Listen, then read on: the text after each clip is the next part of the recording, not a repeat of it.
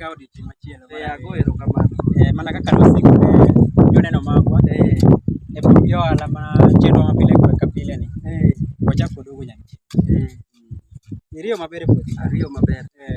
Aneno tich tiyore ka maber. Tich tiyore. Aneno ka kawuono en kawuono na ako duk. Aikora mana ne tich. Ikori ne pitho. Mano ber. Aneno ka to ma koro atimo gimiluongo ni go book. Ago bukni mondo aikra ne pitho nikech kaka nasekono ni adong' gi 2 weeks to I transplant seedlings from the nursery bed. Koro ma taiko bugni mondo abed ready for transplanting. Koro go bugni gi aneno apani uneno kaka go bugni. Koro iketo line ni waya ni matol nyiso line ma kodhi dhi ringo. Koro manyiso ni goyo line moriere. Ago line moriere. Number 1 gimomiyo ago line moriere mondo I identify the plant population mar seedlings madhi pidho. I identify. Number 2 mondo miyo discourage pest and disease from attacking one plant to another. Okay. Koro mikunyo bukni ni. Ndire kaka imiyo gi this spacing gi tut mare era ke ing'iyo mago koso en kunya as long as ni kunya bil. Kaluwore gi seasons ma wantiere en mar koth. Koro ka en mar koth to depth of the hole ok obed deep ahinya. Apani ing'e kaka wacho. Ok obed deep ahinya nikech namba achiel gimomiyo ni kodhi nyalo ikore. Kodhi nyalo ikore ka koth ochwe to kodhi nyalo ikore. To ka diere chieng' to nakunya bugo matut maber. Gimomiyo anyakunyo bugo matut maber en mondo miyo kago to pi stick e bugo no ok flow. Mondo miyo kan pi maber. To owadwa Felix. To sama ikunyo bugo achiel kaka mane ikunyo no.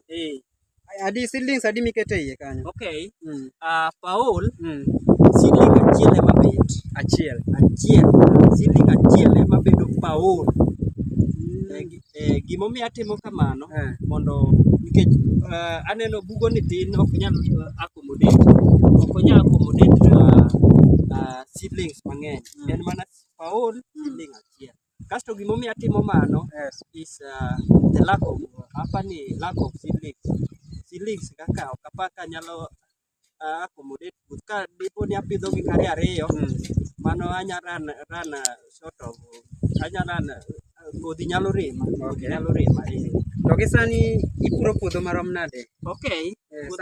Size mar puothi kaka unene size ne ma apani en apa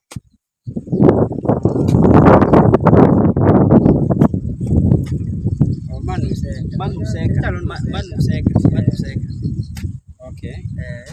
Koro nuseka ni ohala ni mar skuma ni isetiye kuom higni maromo nade kuom ndalo maromo nade? Kaka nasekono u episode 1 ni ata apuro afuoto, apuro nyanya kaachiel kod skuma. Koro kaluwore gi season ka season be nigi plants mag crops ma plan. Kaka nyocha season mokalo ni napidho nyanya. Season mar ariyo ni apidho skuma. Koro isepidho skuma manyiso ni mae first time koro pidho skuma. Ma ok first time to luwore gi season. Season. Koro season mana season ka season. First time. To inyalo golo kilo adi mar gunia sama skumbi ochiek maber iwacho ni koro to tamni to kota golo skuma. Ago erokamano mar penjo. Dang' awachi ni gunia ka gunia ni kata kapuro ni abro golo gunia kama ok dang' awachi ni abro golo gunia nikech challenges biro bang'e.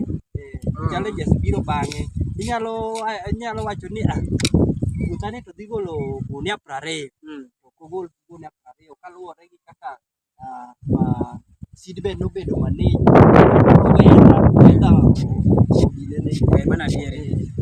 Koro Ward of Felix nikech waduogo mathoth wakwani wakaw yweyo matin mondo waduogo mathoth to med nyisowa kata gik mang'eny ma kata gik miro timo bang' kunyo kama iki sawa nyiso koro wakaw yweyo matin bura machwang waduogo mathoth bang' kik idhi mabor. Pepea na aviator ya shabiki.com and become a millionaire in seconds. Ingia shabiki.com na uplay aviator, casino na virtuals kibao. Min shabiki na nadeko place tena.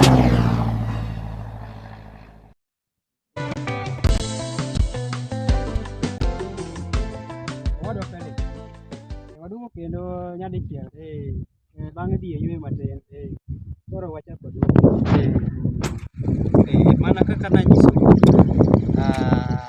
ni agogo erokamano apani ka olanch maber alancho dhi maber ageni kata in dhi maber nawuok ka mana matin adhi mana tero mana jogena gi hotel koro abende pod aendelea gi tich ber kaluwore gi tiji matek mitimo nyaka iyud profit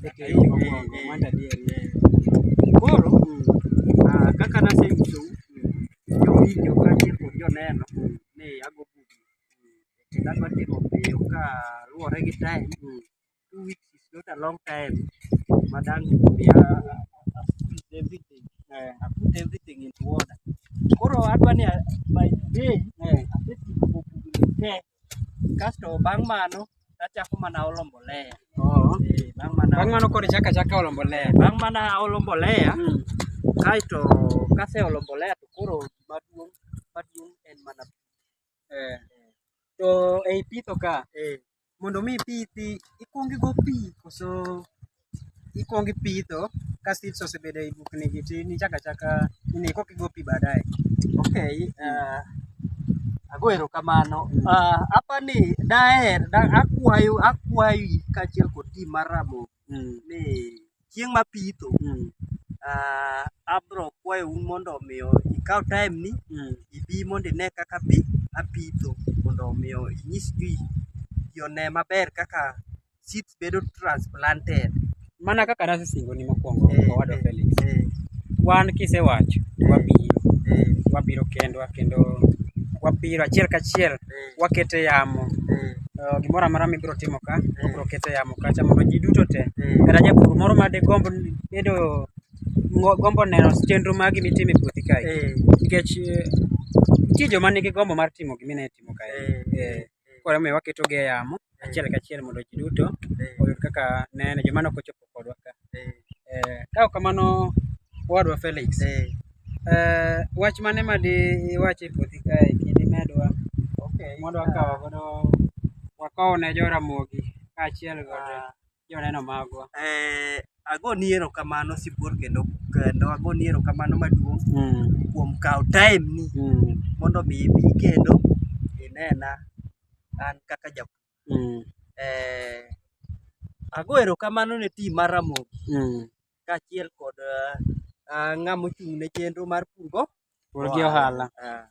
Koro kidhi kono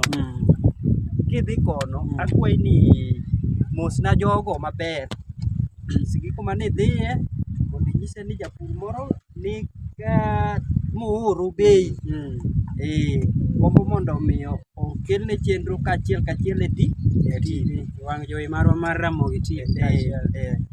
Koro apani mosna Nyajemo Onyuongo, James Rabala kaachiel kod staff te mar Ramogi TV.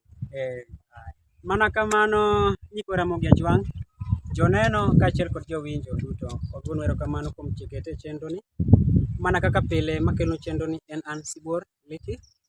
Kik udhi mabor, beduru kendo odiochieng' maber. Wachako waduogo mana ka japur osesingo waduogo kendo gi chenro mar pitho koro. Kik udhi mabor. Keteuru chenro ni mana tich adek kaka pile. En an Sibuor Liki, oritiru masani.